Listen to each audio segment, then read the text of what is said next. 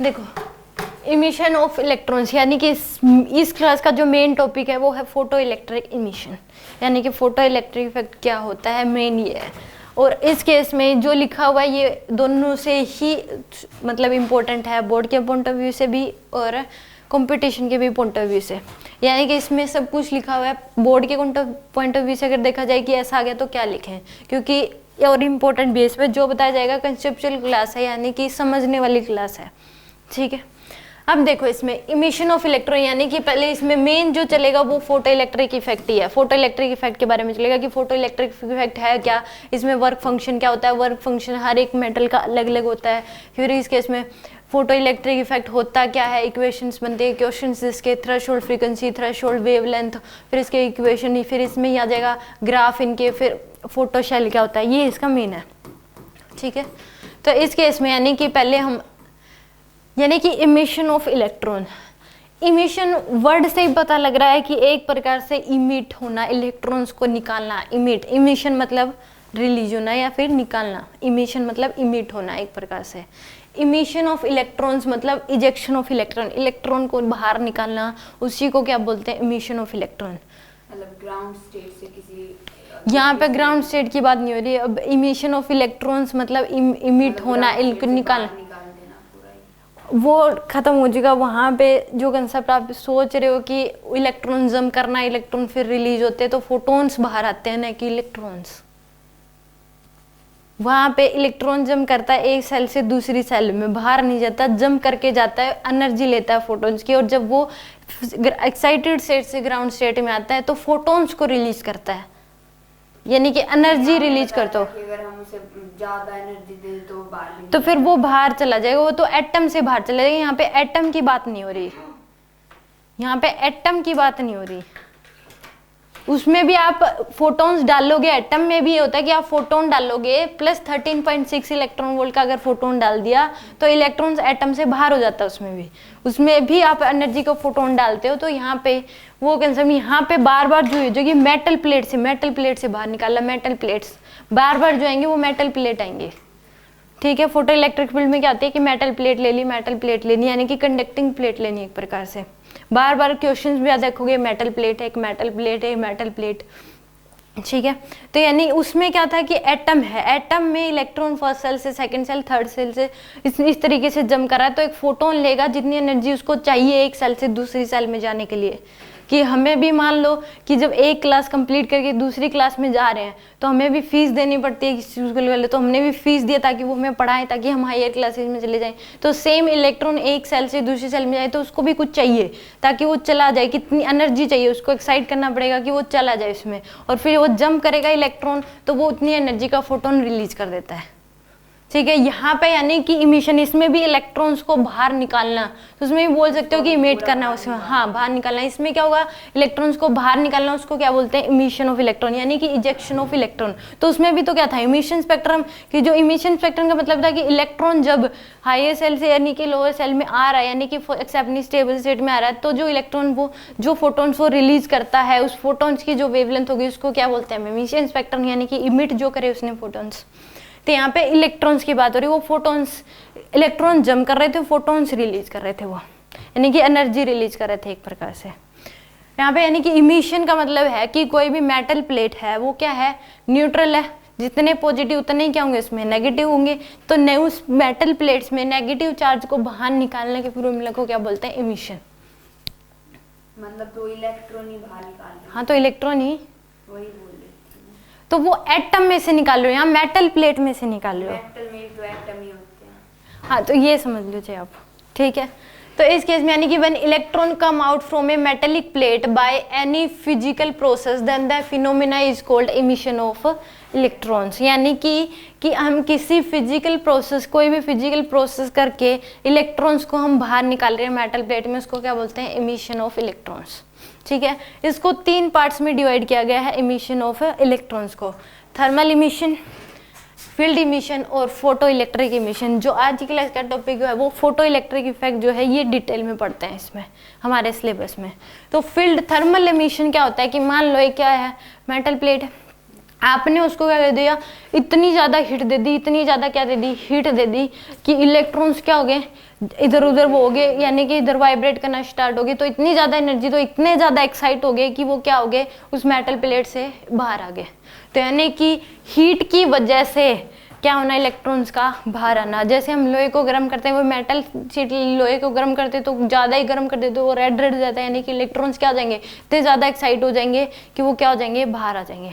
तो उस फिनोमेना को क्या बोलते हैं, थर्मल इमिशन। यानी कि heat a body up to a temperature set that electron on the surface get sufficient energy, यानी कि उनको बाहर आने के लिए कुछ एनर्जी चाहिए होगी। उस सफिशिएंट एनर्जी का अगर इतनी ज़्यादा हीट कर दे कि उसको इतने ज़्यादा एक्साइट हो जाए कि उतनी इतनी एनर्जी में हीट दे रहे हो, यानी एक प्रकार से एनर्जी, तो इतनी ज़्यादा एक्साइट हो जाए जितनी उनको ज़रूरत है मेटल प्लेट से बाहर आने के लिए, तो वो क्या हो जाएंगे, उसको क्या बोलते हैं हम, थर्मल एमिशन। ठीक है, थर्मल एमिशन आएगा यहाँ पे, ना कि इलेक्शन। ठीक है, थर्मल एमिशन बोलते हैं उसको।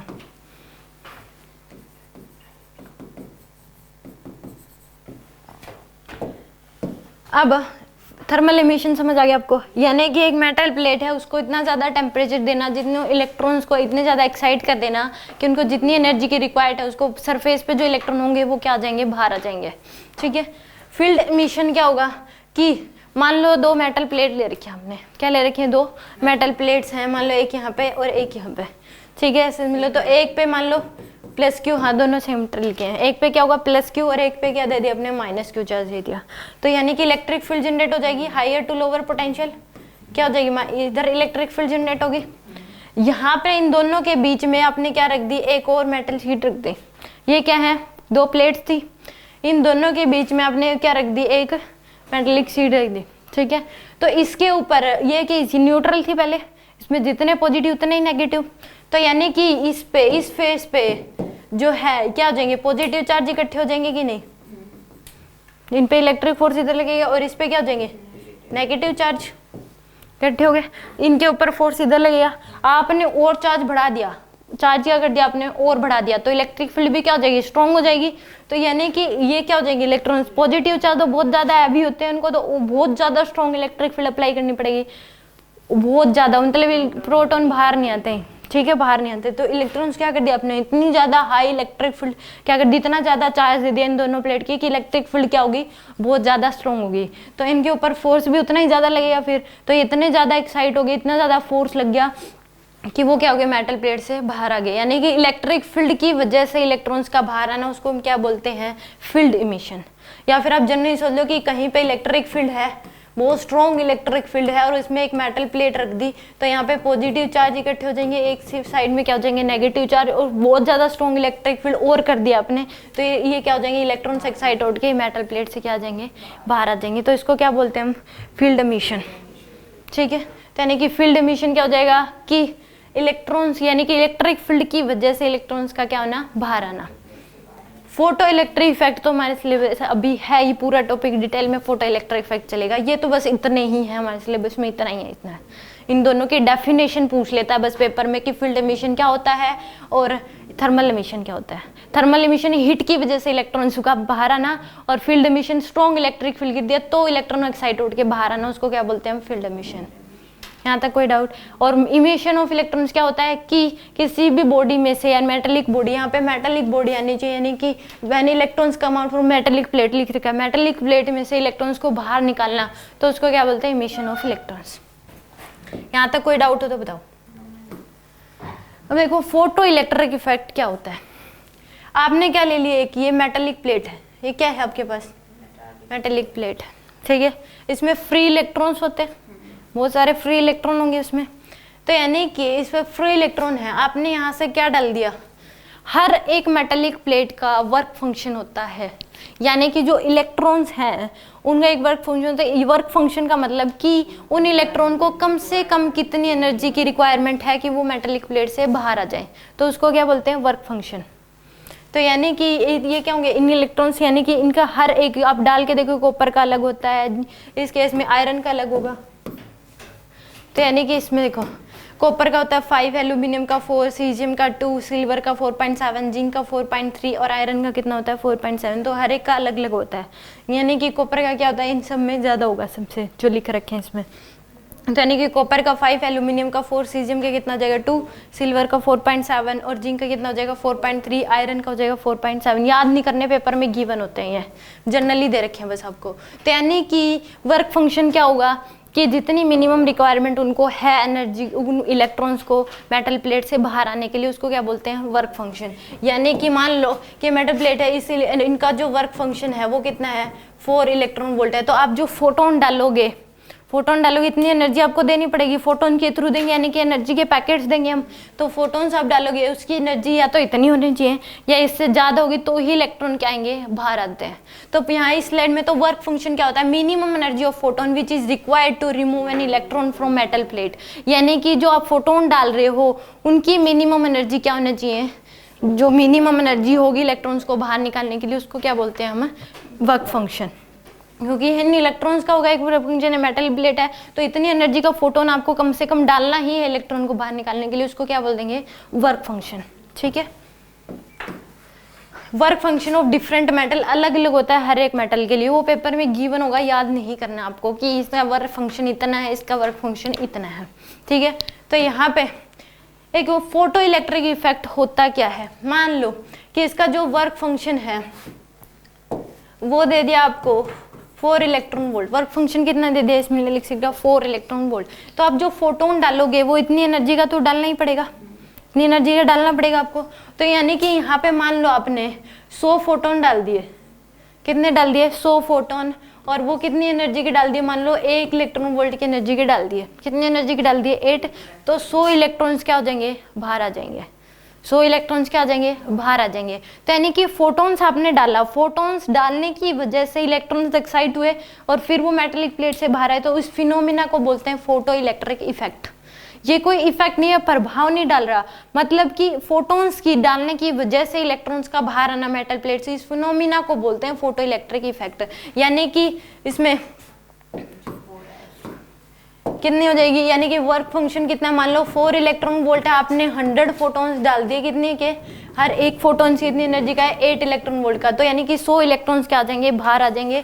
तो यानी कि फोटो इलेक्ट्रिक इफेक्ट होता क्या, when photon having energy more than or equal to work function on incident function are incident on a metallic plate, then electron are ejected. यानी कि जो इंसिडेंट फोटोन आप डाल रहे हो, इंसिडेंट का मतलब आप जो डाल रहे हो फोटोन, उनकी एनर्जी या तो वर्क फंक्शन हो की जितनी होनी चाहिए उससे ज्यादा होनी चाहिए। अगर हमने 8 इलेक्ट्रॉन वोल्ट का एक फोटोन दिया तो उसमें से 4 तो ये बाहर निकालने के लिए यूज करेगा, तो वो कुछ काइनेटिक एनर्जी के साथ बाहर आएगा। फिर जो आपने एनर्जी का फोटोन डाला, मान लो 8 इलेक्ट्रॉन वोल्ट का डाला, तो 4 इलेक्ट्रॉन्स तो क्या होगी उसको बाहर, यानी कि वर्क फंक्शन 4 बच गई, तो वो 4 इलेक्ट्रॉन वोल्ट की काइनेटिक एनर्जी के साथ बात आएगा, कुछ काइनेटिक एनर्जी के साथ बाहर आएगा। वो 2 नहीं होंगे फिर, नहीं, एक फोटोन डालोगे वो एक ही इलेक्ट्रॉन लेगा, ये नहीं है कि वो 2 पार्ट्स में डिवाइड हो गए। ठीक है, तो भाई तो पार्टिकल नेचर है, वेव नेचर मान के तो डिस्कस करते ही नहीं। वेव नेचर होता तो वो एनर्जी डिवाइड होती फिर बाहर आते, तो उसने तो क्या कहता तुरंत बाहर आ जाते हैं, डिवाइड नहीं होंगे। यानी कि फोटोन्स आप पार्टिकल्स के नेचर उसमें दे रहे हो, तो पार्टिकल नेचर मान के डिस्कस किया जाता है। ठीक है, वेव नेचर अगर इस केस में मानते तो वो क्या करते हैं एनर्जी को लेते, इसमें फेलियर ऑफ वेव थ्योरी भी है। वेव नेचर अगर मानते तो उस केस में क्या होता है कि आगे हम पढ़ेंगे कि आगे इसमें क्या होगा, वो तो लेंगे एनर्जी, वो डिवाइड होगी फिर वो बाहर आएंगे, ये आपने 4 का डाला तो वो डिवाइड हो जाती है। तो इस केस में यानी कि फोटोन्स मतलब पार्टिकल नेचर मान के, फोटोन्स का वर्ड आ गया ना, तो एनर्जी के पैकेट्स आप दे रहे हो, पार्टिकल नेचर मान रहे हो आप वेव को। ठीक है, तो यानी कि वो तुरंत एक बार में एक फोटोन ही लेता है, एक इलेक्ट्रॉन एक बार में एक फोटोन ही लेगा, ये नहीं है कि वो एनर्जी डिवाइड हो जाएगी। ठीक है, तो एक बार में एक लेगा और कुछ काइनेटिक एनर्जी के साथ बाहर आ जाएगा फिर वो। तो यानी कि फोटो इलेक्ट्रिक इफेक्ट क्या होगा कि जब आप फोटोन डाले, इंसिडेंट जो फोटोन है उनकी जो एनर्जी है वो तो या तो वर्क फंक्शन ही की इक्वल होनी चाहिए, उससे ज्यादा होनी चाहिए, तो इलेक्ट्रॉन जो बाहर आएगा उस फिनोमिना को बोलते हैं फोटो इलेक्ट्रिक इफेक्ट। समझ आ गया, यानी कि इस फिनोमिना को क्या बोलते हैं फोटो इलेक्ट्रिक इफेक्ट। और जो इलेक्ट्रॉन्स जो हैं उसको क्या बोलते हैं फोटो इलेक्ट्रॉन, जो इलेक्ट्रॉन बाहर आएंगे उसको क्या बोलते हैं फोटो इलेक्ट्रॉन्स। आप कह सकते हो फोटो इलेक्ट्रिक इफेक्ट क्या होगा कि हमने एक मेटेलिक प्लेट है, उसमें जो बहुत सारे फ्री इलेक्ट्रॉन होते हैं, हम जो फोटोन डाल रहे हैं उनकी जो एनर्जी है वो वर्क फंक्शन के इक्वल होगी या उससे ज्यादा होगी, तो उस केस में इलेक्ट्रॉन जो है मेटेलिक प्लेट से क्या आएंगे बाहर आएंगे। इस फिनोमिना बाहर आने के फिनोमिना को क्या बोलते हैं हम फोटो इलेक्ट्रिक इफेक्ट। और जो इलेक्ट्रॉन्स बाहर आते हैं उस इलेक्ट्रॉन्स को क्या बोलते हैं, फोटो इलेक्ट्रॉन्स। यहाँ तक कोई डाउट हो तो बताओ क्या होता है, बता दो फोटो इलेक्ट्रिक इफेक्ट क्या होता है। पहले तो बता दो वर्क फंक्शन क्या होता है। मिनिमम एनर्जी रिक्वायर्ड, जो minimum energy of photon, minimum energy of photon required, जिससे कि इलेक्ट्रॉन बाहर आ जाए, यानी कि minimum energy of photon required to remove a electron from metal plate, यानी कि कम से कम एनर्जी के फोटोन कितनी होने चाहिए ताकि इलेक्ट्रॉन्स क्या आ जाए, बाहर आ जाए। दूसरा फोटो इलेक्ट्रिक इफेक्ट क्या होता है। जब हम कोई भी फोटोन देते हैं और उससे इलेक्ट्रॉन बाहर निकल जाता है तो इस फिनोमिना, यानी कि जब आप फोटोन डालते हो उनकी एनर्जी अगर वर्क फंक्शन के इक्वल या उससे ज्यादा हो तो उस केस में मेटल प्लेट से इलेक्ट्रॉन क्या हो जाते हैं, बाहर आ जाते हैं। इस फिनोमिना यानी कि फोटोन्स डालने की वजह से इलेक्ट्रॉन बाहर है, इस फिनोमिना को बोलते हैं फोटो इलेक्ट्रिक इफेक्ट। और जो इलेक्ट्रॉन्स उनको क्या बोलते हैं, फोटो इलेक्ट्रॉन्स। यहाँ तक कोई डाउट हो तो बताओ। अब देखो जो यानी कि जो आप एनर्जी डालते हो ये क्या है, एनर्जी ऑफ फोटोन। ये दो पार्ट्स में डिवाइड होती है, एक work function plus kinetic energy max. यहाँ पे काइनेटिक वर्ड बच्चे सोचते हैं काइनेटिक एनर्जी मैक्स क्यों लिखा जाता है, क्यों, क्योंकि जो इलेक्ट्रॉन्स बाहर आते हैं, मान लो मैं समझा देती हूँ, जरूरत नहीं है बट क्यों, देखो मान लो कि आपने 4 इलेक्ट्रॉन वोल्ट का, इसके वर्क फंक्शन क्या है 4 इलेक्ट्रॉन वोल्ट, आपने किसका डाल दिया 10 इलेक्ट्रॉन वोल्ट के फोटोन्स डाल दिए। तो इस केस में जब आप फोटोन डालते हो तो एकदम से एक्साइट हो जाते हैं, तो कुछ एनर्जी कोलिजन की वजह से वेस्ट हो जाती है, इंटर कोलिजन हो जाता है, इलेक्ट्रॉन्स के बीच टकराएंगे एक दूसरे के साथ, तो वो क्या हो जाती है, हल्की फुल्की वेस्ट हो जाती है। तो इलेक्ट्रॉन जो है वो यानी कि बाहर कितने से आने चाहिए, 6 से आने चाहिए, बट वो 6 से नहीं आते जनरली, बट हम आइडियल केस लेके चलते हैं जब तक पढ़ते हैं, ठीक है। वो अलग होता है कि उस केस में एफिशिएंसी देखी जाती है, फिर वो एफिशिएंसी लास्ट में पढ़ेंगे कि एफिशिएंसी क्या होती है, कि जितने मान लो आपने डाल ले उतने बाहर नहीं आते, मान लो जितने हमने फोटोन ले जितने आने चाहिए उतने बाहर नहीं आते रियलिटी में, तो क्योंकि कुछ कोलिजन की वजह से एनर्जी क्या हो जाती है, खत्म हो जाती है। तो यानी कि ये 6 से बाहर आने चाहिए, कुछ 6 से बाहर आ जाएंगे, कुछ 4 से बाहर आ जाएंगे, कुछ 3 से आ जाएंगे, हाँ कोलाइड करते हैं, ये इससे टकराएगा, ये इससे टकराएगा, ये इससे, तो इंटर कोलिजन होता ही होता है, क्योंकि एक साइड करोगे एक दूसरे टक्कर मारेंगे। मान लो इसमें बहुत सारे लोग भर दिए तो वो क्या होंगे, इधर उधर जाएंगे तो टक्कर लगती है। जब मार्केट में जाते हैं तो बहुत सारे लोग होते हैं, किसी न किसी के साथ तो टकरा ही जाते हैं, तो इंटर कोलिजन तो होता ही है, तो नहीं सीधे सीधे चल रहे कोई टकराएगा ही नहीं। तो सेम इनमें भी आपने क्या कर दिया, एक्साइट कर दिया, तो जैसे बाहर आएंगे ये क्या हो जाते हैं, एक्साइट हो जाते हैं बहुत, तो कुछ ना कुछ एनर्जी वेस्ट हो जाती है उसमें इंटर कोलिजन की वजह से। क्वेश्चन आता है इसमें, डीपीए में क्वेश्चन मिलेगा आपको कि इस टाइप की क्या हो गया, एफिशिएंसी क्या हो जाती है, फिर उसमें एफिशिएंसी निकालते हैं कि इतने हमने इंसिडेंट फोटोन निकाले, इतने इमिट हुए, तो क्या एफिशिएंसी होगी, कितने % बाहर आते हैं। तो यहाँ पे कुछ इंटरकोलिज, तो मैक्सिमम वर्ड यूज किया जाता है क्योंकि कुछ तो अलग अलग एनर्जी के आते हैं, तो मैक्सिमम जितनी एनर्जी हो सकती है एवरेज में लेते हैं हम, तो मैक्सिमम जो एनर्जी का फोटोन होगा वो लिखा जाता है यहाँ पे। समझ में आ गया यहाँ पे मैक्सिमम वर्ड यूज क्यों किया जाता है, जिसका एक डाउट था 2 मिनट बाद में। तो क्या आ जाएगी, 2 पार्ट्स में डिवाइड होती है, work function plus kinetic energy max. Kinetic energy max है, मैक्सिमम लेके चलते हैं हम, मान लो जैसे उसमें 10 और ये 4 तो ले हाँ, और 6 मैक्स होगी, मतलब कुछ 6 से बाहर आएंगे, कुछ 5.6 से बाहर आएंगे, तो मैक्सिमम लेके चलते हैं हम, ठीक है। मैक्सिमम कितनी एनर्जी, यानी कि इलेक्ट्रॉन जो मैक्सिमम कितनी से बाहर आ सकता है, तो इसलिए मैक्सिमम वर्ड यूज करते हैं। तो इलेक्ट्रॉन यानी कि work function plus kinetic energy, यानी कि फोटॉन्स की जो एनर्जी है वो 2 पार्ट्स में डिवाइड होती है, किसमें, वर्क फंक्शन में और काइनेटिक एनर्जी में। यानी कि वर्क फंक्शन के इक्वल दे दी तो 0 काइनेटिक एनर्जी हो जाएगी, फोटोन जो डाल रहे हो वर्क फंक्शन के इक्वल है तो किससे आ जाएंगे, 0 काइनेटिक एनर्जी से बाहर आ जाएंगे, इससे ज्यादा डालोगे तो कुछ काइनेटिक एनर्जी से बाहर आ जाते हैं। तो इस पे क्वेश्चन आते हैं, इन तीनों में से कोई 2 दे देगा, एक पूछ लेता है, ठीक है। एक क्वेश्चन बता दो कितने होंगे, काइनेटिक एनर्जी कितनी कितनी होनी चाहिए, यानी कि फोटोन डाल रहे हो उसकी एनर्जी क्या है 10 इलेक्ट्रॉन, वर्क फंक्शन क्या है 6 के इक्वल, तो फर्स्ट की क्या हो जाएगी काइनेटिक एनर्जी 4 इलेक्ट्रॉन वोल्ट, क्योंकि EP इक्वल टू क्या है, work function plus kinetic energy, तो एक इससे 4 इलेक्ट्रॉन वोल्ट से बाहर आएगा। ये कितने, वर्क फंक्शन 5 दे रखा है, काइनेटिक तो कितने का फोटोन डाला होगा, पक्का 9 इलेक्ट्रॉन वोल्ट का, इसमें कितने चाहिए 12 7, वर्क फंक्शन कितना होगा 5 इलेक्ट्रॉन वोल्ट का। तो इस टाइप के क्वेश्चन पूछ लेता है, तो इसमें हम मैक्सिमम लेके चलते हैं, ये सोचने लग जाए पता नहीं कितने से आ रहा होगा, ठीक है। यहां तक कोई डाउट हो तो बताओ मेरे को, श्योर। तब देखो आपने इस पे फोटॉन्स डाले, तो एक रिलेशन हमने सुना है E इक्वल टू क्या होता है, H C by lambda, E equal to H C by lambda. अगर जो एनर्जी के जो फोटॉन्स डाल रहे हो उनकी एनर्जी अगर वर्क फंक्शन के इक्वल है, किसके इक्वल है, वर्क फंक्शन, तो E को W लिख सकती हूँ मैं। तो ये क्या हो जाएगा, एच सी बाय में लेमडा थ्रेश हो जाती है ये फिर, यानी कि थ्रेशोल्ड जो वेवलेंथ होगी, इसी को क्या बोलते हैं, जब एनर्जी फोटॉन्स की एनर्जी वर्क फंक्शन के इक्वल है तब जो उनकी वेवलेंथ होगी उस वेवलेंथ को क्या बोलते हैं, थ्रेशोल्ड वेवलेंथ बोलते हैं। जब फोटॉन्स की एनर्जी किसके इक्वल है, वर्क फंक्शन के इक्वल है, तो जो इलेक्ट्रॉन जिस वेवलेंथ से इमिट होंगे उस वेवलेंथ को क्या बोलते हैं, थ्रेशोल्ड वेवलेंथ। तो ये क्या हो जाएगी, एच सी बाय में डब्ल्यू के इक्वल। एंड जो इलेक्ट्रॉन्स बाहर आएंगे ये इंपॉर्टेंट नहीं है कि सबकी वेवलेंथ सेम हो, जरूर थोड़े अलग अलग हो सकती है। हाँ, पर अगर आप डाल रहे हो तो फिर कोलाइड होकेंगे तो अलग अलग, क्योंकि अलग अलग एनर्जी के उसके वो अलग अलग एनर्जी के फोटोन बाहर आते हैं, तो सेम भी कह सकते हो, अलग अलग भी हो सकते हो, तो डिपेंड करता है किस आइडियल केस लेके चलोगे तो सेम हो सकती है। अगर हर एक टाइप की जो इमिट हो रहे हैं, हाँ जो वेवलेंथ, क्योंकि फिर अगर हम आइडियल पढ़ रहे तो लगभग सेम ही होगी, ठीक है।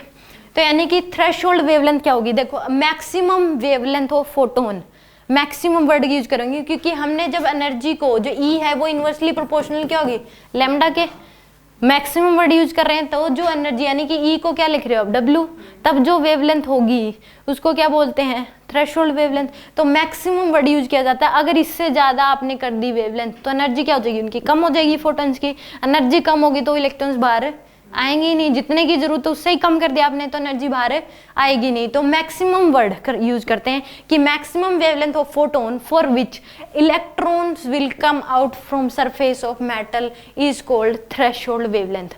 मैक्सिमम होगी यानी कि थ्रेशोल्ड वेवलेंथ, अगर जो वेवलेंथ है वो किसके इक्वल हो, थ्रेशोल्ड के इक्वल हो, तो इलेक्ट्रॉन बाहर आएंगे कि नहीं आएंगे, आएंगे। उससे ज्यादा है तो थ्रेशोल्ड से ज्यादा वेवलेंथ देती तो एनर्जी कम हो जाएगी, तो इलेक्ट्रॉन बाहर आएंगे कि नहीं आएंगे, नहीं आएंगे। उससे कम कर दी तो थ्रेशोल्ड से कम कर दी वेवलेंथ तो आएंगे, कुछ काइनेटिक एनर्जी के साथ आएंगे, पक्का आएंगे फिर तो। मतलब क्वेश्चन ये आता है कि अगर फोटॉन्स की एनर्जी जो है वो थ्रेशोल्ड वेवलेंथ के इक्वल है, तो यानी कि जो फोटॉन्स डाल रहे हो उसकी वेवलेंथ थ्रेशोल्ड के वेवलेंथ के इक्वल है, तो क्या इलेक्ट्रॉन्स बाहर आएंगे, आएंगे। उससे ज्यादा है तो नहीं आएंगे, 100% नहीं आएंगे। उससे कम है तो पक्का आएंगे और कुछ काइनेटिक एनर्जी के साथ आएंगे। समझ में आ गया, थ्रेशोल्ड मतलब maximum wavelength of photon that is required to emit the electron from the surface of metal is called threshold wavelength। यानी कि एनर्जी जब वर्क फंक्शन के इक्वल, जो फोटॉन्स आप डाल रहे हो उनकी एनर्जी अगर वर्क फंक्शन के इक्वल है तब जो वेवलेंथ होगी उस वेवलेंथ को क्या बोलते हैं हम, threshold wavelength. Maximum word use करते हैं, अगर थ्रेशोल्ड वेवलेंथ के इक्वल अगर फोटॉन्स की वेवलेंथ है तो इलेक्ट्रॉन्स बाहर आएगा, उससे अगर कम है तो जो पक्का बाहर आएगा, उससे ज्यादा है तो नहीं आएगा। Any doubt?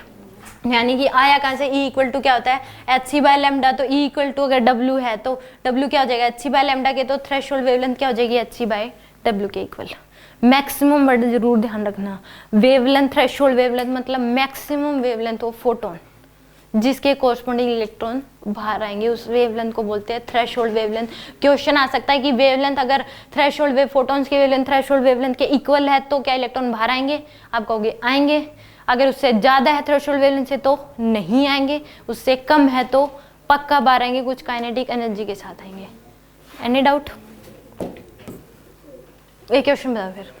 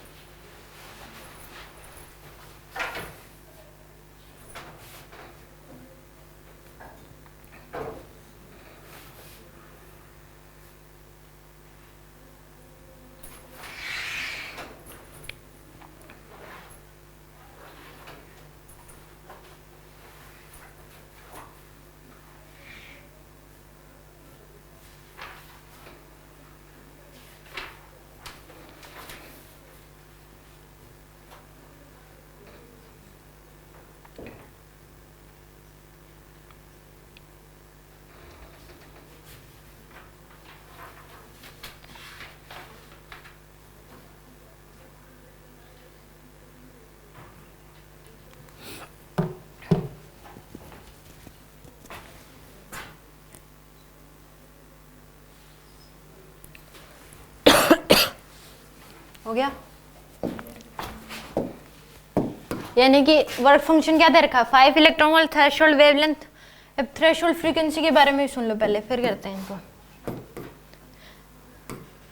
थ्रेशोल्ड फ्रीक्वेंसी क्या होती है कि E इक्वल टू क्या होगा, एच न्यू के इक्वल, यानी कि E डायरेक्टली प्रोपोर्शनल क्या हो गया, फ्रीक्वेंसी।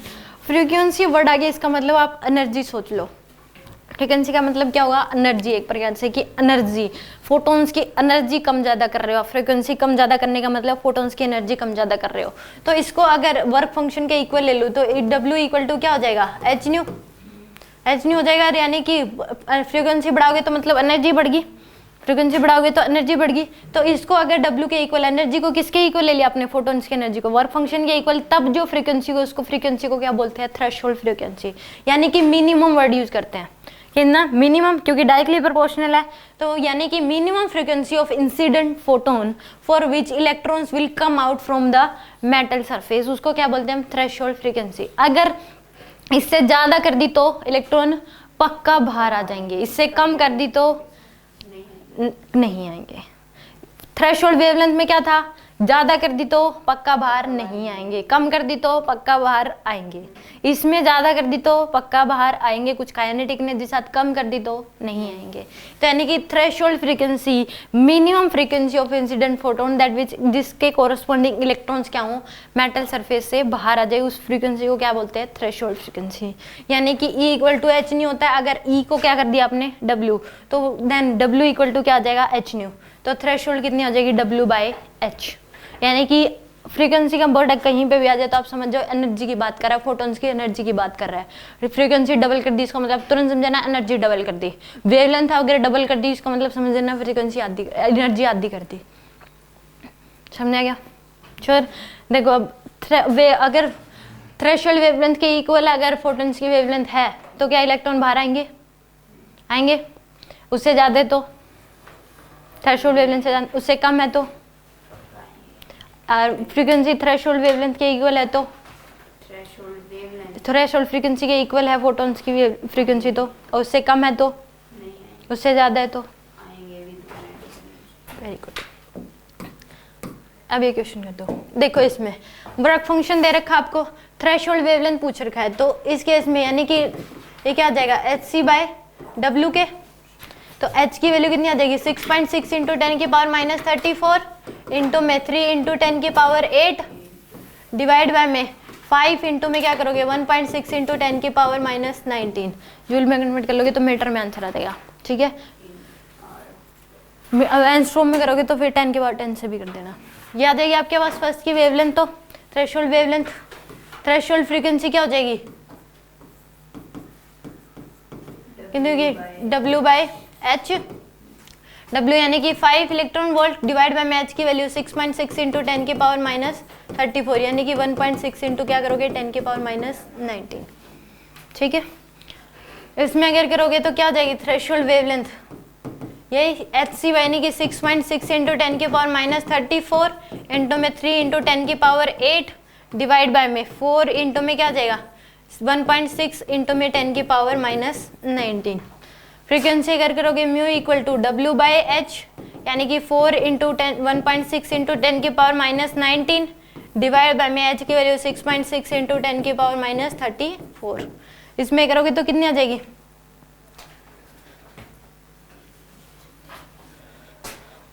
इसकी अगर करोगे तो वेवलेंथ कितनी आ जाएगी, 6.6 इंटू 10 की पावर माइनस 34 इंटू 3 इंटू 10 की पावर 8 डिवाइड बाय में 2 इंटू में 1.6 इंटू 10 की पावर माइनस 19।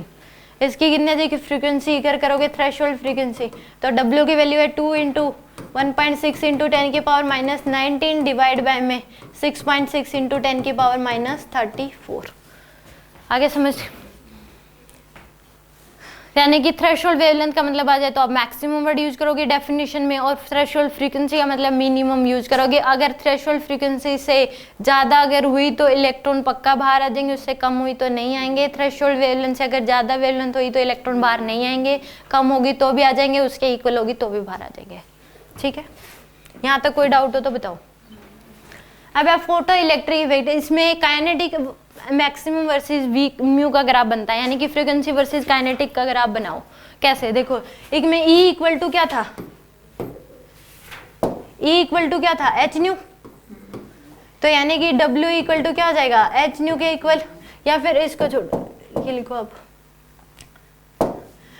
ये क्या था kinetic energy max plus work function, इसको क्या लिख लोगे एच न्यू इक्वल टू क्या हो जाएगा काइनेटिक एनर्जी मैक्स प्लस में W। तो यहाँ पे जो काइनेटिक एनर्जी मैक्स होगी वो किसके इक्वल आ जाएगी एच न्यू माइनस डब्ल्यू के।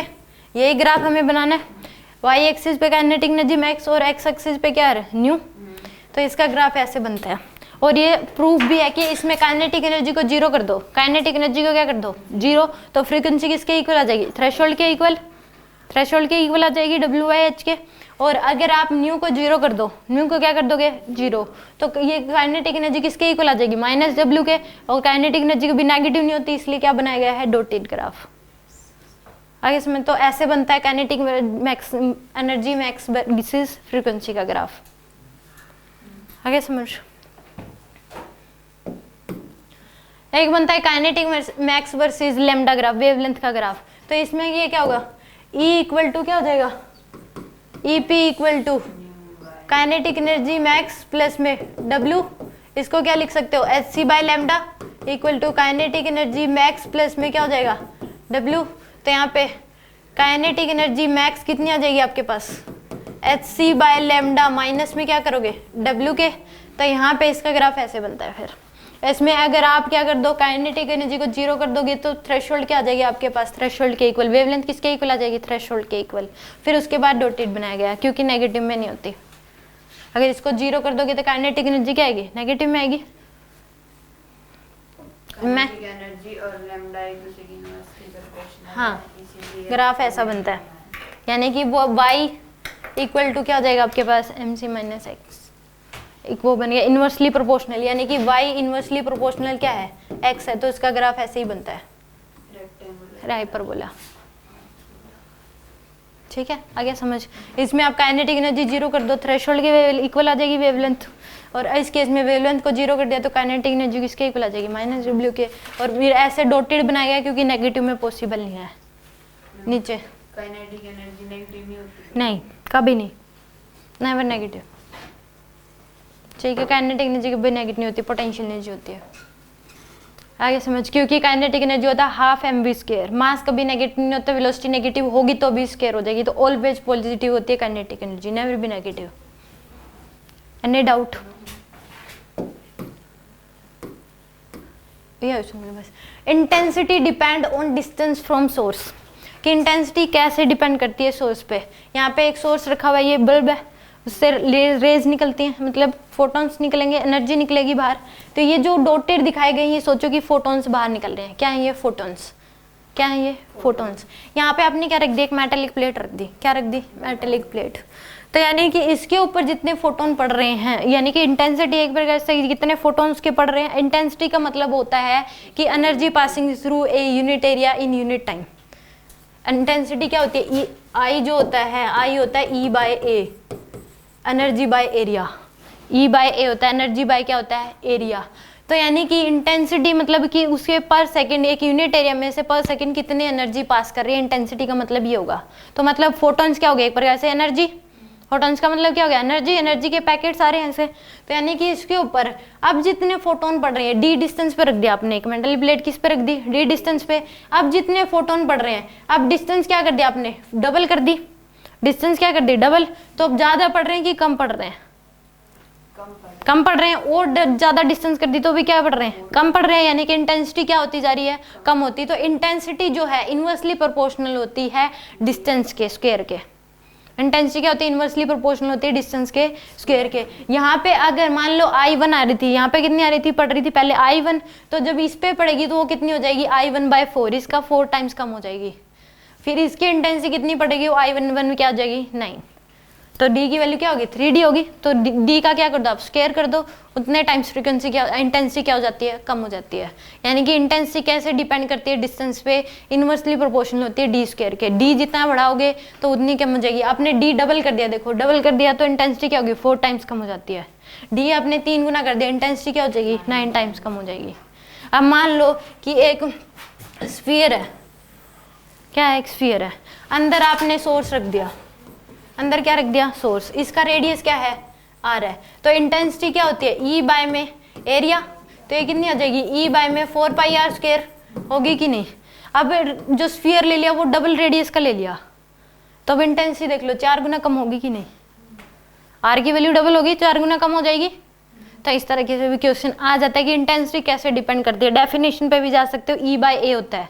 हमने वहाँ इंटेंसिटी में एरिया लिया, हाँ इनवर्सली प्रोपोर्शनल टू गैप हो जाती है। ऐसे अगर देखोगे तो गैप के इनवर्सली प्रोपोर्शनल होती है। इंटेंसिटी इसमें भी तो क्या हो गया, जिससे डिस्टेंस तो बढ़ेगी। एग्जैक्टली इंटेंसिटी देखिए उसमें चेंज देखा है, तो इंटेंसिटी कितने टाइम्स हो जाएगी, यहाँ पे भी वही देखिए, देखो I2 I1/4 है, I1 का कितने टाइम्स होगी, हमने एनर्जी तो एनर्जी इंटेंसिटी लिख दिया ना, इंटेंसिटी का मतलब एनर्जी हो गया एक प्रकार से, समझ गए। जनरल फॉर्मूला अगर पूछ ले कि इंटेंसिटी डिस्टेंस से कैसे वेरी करती है, एक तो यहाँ पे मान लो यहाँ पे बल्ब रखा हो, एक वहाँ पे, तो कितनी कम लाइट पड़ेगी इस पे, जितना नजदीक आओगे उतना अच्छे से दिखाई देता है, बल्ब के जितना नजदीक चल जाओ चमकता हुआ दिखाई देता है। इंटेंसिटी ज्यादा पड़ रही है, नीचे आ जाओ कम हो जाती है।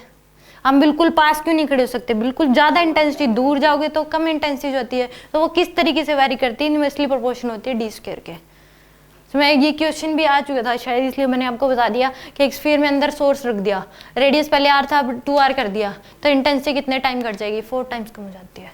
इंटेंसिटी की बेसिक डेफिनेशन है कि energy passing through unit area in unit time, कि एक सेकंड में कितनी एनर्जी पास करी एक यूनिट एरिया में से, उसको बोलते हैं इंटेंसिटी। यहाँ तक कोई डाउट हो तो बताओ पहले तो।